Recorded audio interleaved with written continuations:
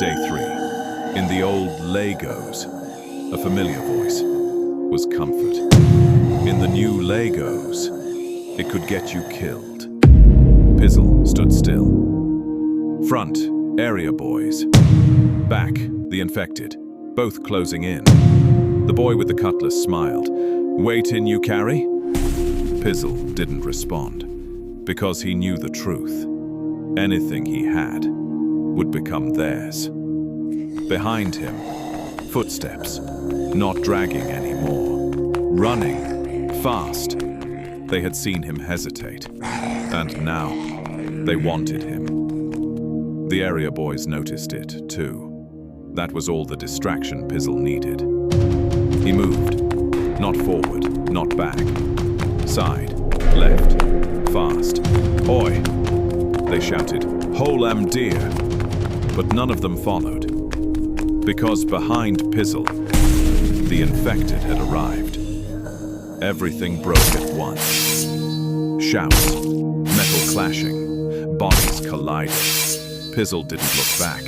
He ran, through a narrow path. Sharp turn, another turn, breathing hard, heart pounding. Then, a voice, soft. "Help." Pizzle slowed slightly. Confused, he looked around. Nothing. Then again. "Help me." Closer now. Familiar. Too familiar. His chest tightened, because somehow it reminded him of something, or someone. But this was not the time, not the place.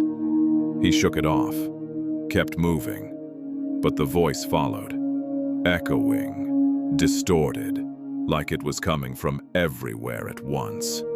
"Help!" Pizzle stopped, just for a second, and that was enough. Behind him, a shadow passed across the wall. They were still coming. Closer. He turned quickly and left. Then he saw it. A small enclosed space ahead. Broken entrance.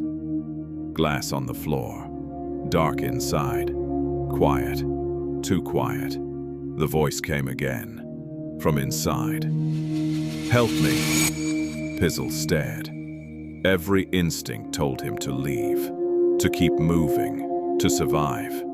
But something else, something human, held him there.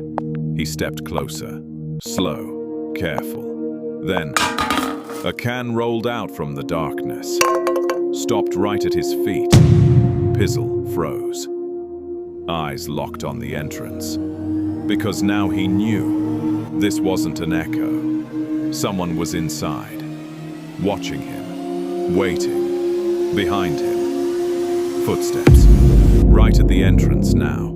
No more time, no more thinking, just one choice left, forward or death. Pizzle took a deep breath and stepped into the darkness.